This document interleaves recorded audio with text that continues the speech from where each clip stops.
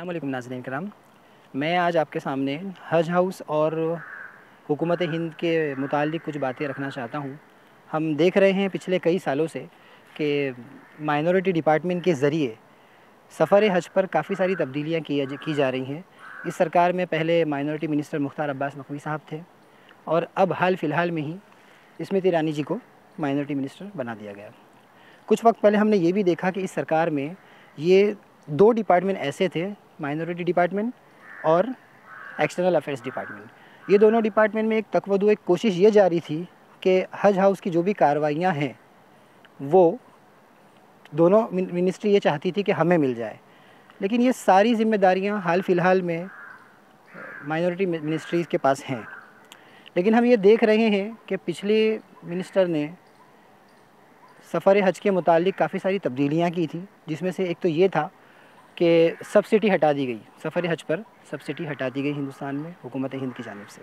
हमने ऐलानात में ये भी सुना कि ख़ादिमुल हुज्जाज पर कुछ तरह की पाबंदियाँ भी लगी हैं, जिससे मैं ये समझता हूँ, मेरा ज़ाती नज़रिया ये है कि हज पर जाने वाले आज़मीन के लिए थोड़ी सी दिक्कतें ज़रूर पेश आ सकती हैं कि आज़मीन हुज्जाज को ख़ादिमुल हुज्जाज की तरफ से जो सहूलतें मिलती थी, जो हेल्प वो लोग करते थे, वो शायद अब मैसर ना हो या पहले के मुकाबले में कम हो जाए। और तब्दीलियाँ कुछ ये भी कर दी गई कि हुकूमती अदारों में से हुकूमत अपने ख़र्चे से कुछ चुनिंदा लोगों को सिलेक्शन करने के बाद हज पर अपने ख़र्चे से हुकूमत हिंद भेजा करती थी। हाल फ़िलहाल की ख़बर यह है कि इस बजट को भी ख़त्म कर दिया गया है कि अब हुकूमती अदारों में काम करने वाले मुस्लिम हज़रात जो हज पर जाने के मुस्तहिक़ थे, उनका यह हक़ सरकार ने छीन लिया है। अब सबसे ताज़ा ख़बर ये हमारे सामने निकल कर आ रही है कि मौजूदा माइनॉरिटी मिनिस्टर ने स्मृति ईरानी ने एक नया फरमान जारी किया है कि जो आज़मीन हुज्जाज हज पर तशरीफ़ ले जा रहे हैं, उनको इस मरतबा से करेंसी एक्सचेंज जो है वो ख़ुद करनी होगी। यानी कि सऊदी अरब में जो करेंसी इस्तेमाल में आने वाली थी रियाल, वो हज हाउस के ज़रिए एक्सचेंज करके दी जाती थी, हिंदुस्तानी रकम लेकर वहाँ की रकम दी जाती थी। लेकिन मिनिस्टर का ये ऐलान है कि अब करेंसी की एक्सचेंज भी जो है वो आज़मीन को ख़ुद करनी होगी। मैं आपके सामने ये बात रखना चाहता हूँ, मेरा ये एक सवाल है, आप इसका मुझे रिप्लाई ज़रूर कीजिएगा। ख़ास तौर पे उन हज़रात से मेरी दरख्वास्त है जो इस मरतबा हज पर तशरीफ़ ले जा रहे हैं, 2023 में सफ़र हज पर तशरीफ़ ले जा रहे हैं, और मैं उनको मुबारकबाद भी देता हूँ कि वो मुबारकबाद के मुस्तहिक़ है कि अल्लाह ने उन्हें ये मौका दिया। मैं दुआ करता हूँ कि अल्लाह ताला तमाम मुसलमानों को इस तरह का मौका नसीब फ़रमाए।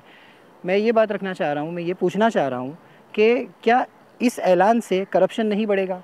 जो प्राइवेट सेक्टर जो फ़ॉरेस्ट एक्सचेंज की दफ़ातर लेकर बैठे हैं और आप उनके पास जाएंगे तो क्या करप्शन नहीं होगा कि जो रकम तब्दील करने के बाद मिलनी चाहिए, क्या रकम कम मिलेगी या उस पर ड्यूटी जो है ज़्यादा लगेगी? क्या आपको ऐसा नहीं लगता? तो ये करप्शन जो होने जा रहा है या करप्शन जो हो सकता है, जिसके कवी इम्कानात हैं, इसके लिए ज़िम्मेदार कौन है? क्या हुकूमत को नहीं चाहिए था कि जो सहूलतें पिछली सरकारों ने, चाहे वो कोई भी सरकार रही हो, सरकारों ने मुहैया की थी, अगर उन सहूलतों को बढ़ाया नहीं जा सकता तो कम से कम सहूलतों को कम भी नहीं करना चाहिए था? ये मेरा एक सवाल था, आप इस पर मुझे रिप्लाई ज़रूर करें। आज़मीन हज से मैं ये भी कहना चाहता हूँ, क्या हमने इस मसले पर सो कॉल्ड मुस्लिम एमपीज़ कितने ऐसे हैं जिनको आपने पार्लियामेंट में इस मुद्दे पर बोलते हुए सुना होगा? मैं ख़ास तौर पे मौलाना बदरुद्दीन साहब के बारे में कहना चाहूँगा, बल्कि मैं इस वीडियो के ज़रिए उनसे दरख्वास्त करना चाहूँगा कि क्या ये ज़रूरी नहीं था कि मौलाना बदरुद्दीन अजमल साहब जो मेंबर ऑफ़ पार्लियामेंट हैं, माशाअल्लाह इस्लामी हुलिये में वो पार्लियामेंट में बैठते हैं, हमें बड़ी खुशी होती है ये सोचकर कि हमारे कुछ लोग हैं जो कौम की आवाज़ उठाएंगे। लेकिन मुझे उनसे शिकायत है कि वो कौम की आवाज़ें उतनी नहीं उठाते जितना उनके पास उठाने का पावर है, जितना मौका है, जितनी उनकी जगह में वो ताकत है। लेकिन मैं अक्सर देखता हूँ कि वो बहुत से मुद्दे ऐसे हैं कि जिस पर कहना चाहिए लेकिन वो नहीं कहते। माइनॉरिटी मिनिस्ट्री के ज़रिए, हुकूमत हिंद के ज़रिए हज हाउस पर या सफ़र हज पर जो भी तब्दीलियाँ कर दी गई हैं, तो क्या इस पर पार्लियामेंट में मुस्लिम एमपीज़ को आवाज़ नहीं उठानी चाहिए थी? जितने भी मुस्लिम एमपीज़ हैं जो मुरादाबाद से आते हैं या संभल से आते हैं, मैं तो उम्मीद करता हूँ कि शफ़ीक़ुर रहमान भट्ट साहब को इस पर डिबेट करनी चाहिए थी, मौलाना बदरुद्दीन अजमल साहब को इस पर एहतजाज करना चाहिए था। और भी कितने एमपीज़ हम जानते हैं, मुरादाबाद से हसन साहब हैं, और तमाम रियासतों से आप देखेंगे तो इतने मुस्लिम एमपीज़ हैं हमारे पास कि हम अपनी आवाज़ उठा सकते थे, वो मुसलमानों की आवाज़ को पार्लियामेंट में उठाकर इन चीज़ों में जो तब्दीलियाँ हो रही हैं, जो आज़मीन हज के लिए नुकसानदेह साबित हो रही हैं या साबित हो सकती हैं, तो उनमें जो वो अपनी मुदाखलत कर सकते थे, अपना एहतजाज दर्ज करा सकते थे, या हुकूमत से वो दरख्वास्त ही कर लेते कम से कम। क्या ये ज़रूरी नहीं लगता आपको? ये चंद बातें थीं जो इस हुकूमत के ज़रिए की जा रही है, जो कहीं ना कहीं मैं समझता हूँ मुसलमानों के हक़ में नुकसानदेह साबित हो रही है। तो आप क्या समझते हैं, क्या मिनिस्टर कोई भी बने, सरकार कोई भी बने, लेकिन मुसलमानों की सहूलतों के मुतालिक इस तरह की तब्दीलियाँ जो की जा रही है वो कहाँ तक सही है? मुसलमानों ने हर दौर में अपनी दुआओं से बहुत सारे काम निकलवा लिए। वक्त के फ़िरौन को भी ख़त्म किया।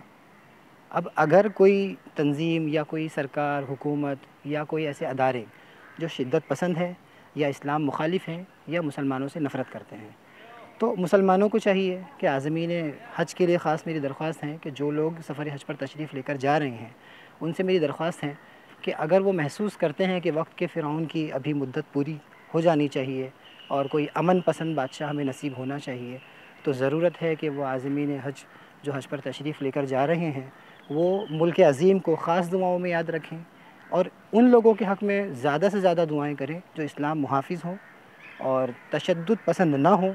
ऐसे लोग जो हैं हुकूमत में आकर बैठें।